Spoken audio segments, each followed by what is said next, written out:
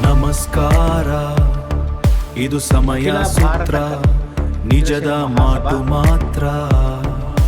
ಮೈಸೂರು ನಗರ ಮಹಾನಗರ ಪಾಲಿಕೆ ಘಟಕದ ಚುನಾವಣೆ ಈ ದಿನ 24/5/26 ಈ ಚುನಾವಣೆ ಬೆಳಗ್ಗೆ 8ರಿಂದ ಪ್ರಾರಂಭವಾಗುತ್ತೆ, 4 ಗಂಟೆವರೆಗೂ ಇರುತ್ತೆ.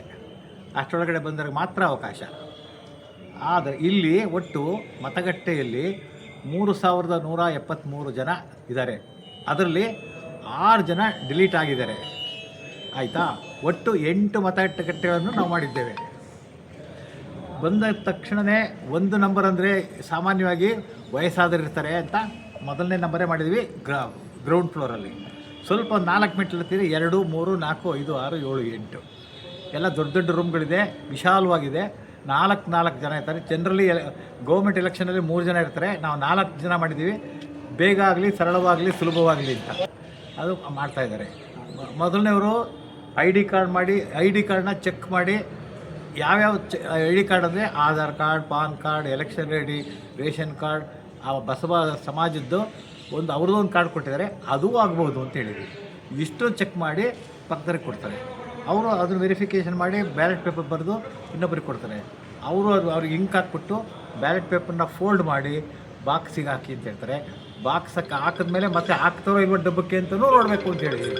ಆಯಿತಾ? ಆ ಥರ ಹೇಳಿದೆ. ವ್ಯವಸ್ಥೆ ಸರಿಯಾಗಿದೆ. ಅದು ಎಲ್ಲ ಯಾವುದೂ ಕೂಡ ಬ್ಯಾಲೆಟ್ ವೇಸ್ಟ್ ಆಗಬಾರ್ದು ಅಂತ ಈ ವ್ಯವಸ್ಥೆ ಮಾಡಲಾಗಿದೆ.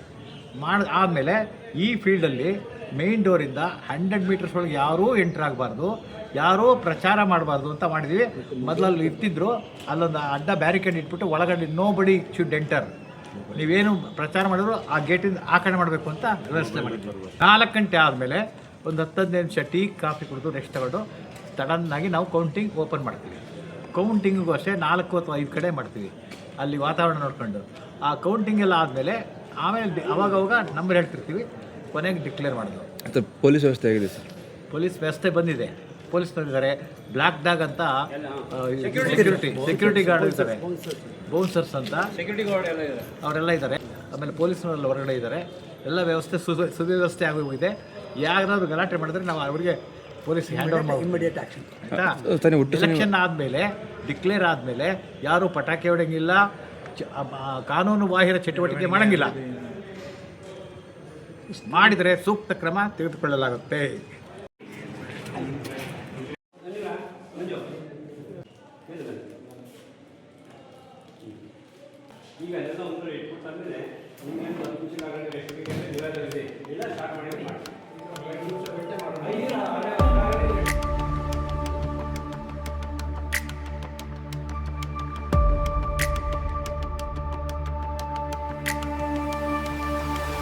ಇದು ಸಮಯ ಸೂತ್ರ, ಇದು ಸತ್ಯದ ಶಕ್ತಿ.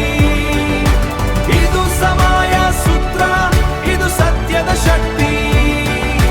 ಸಮಯ ಸೂತ್ರ, ಸತ್ಯದ ಶಕ್ತಿ.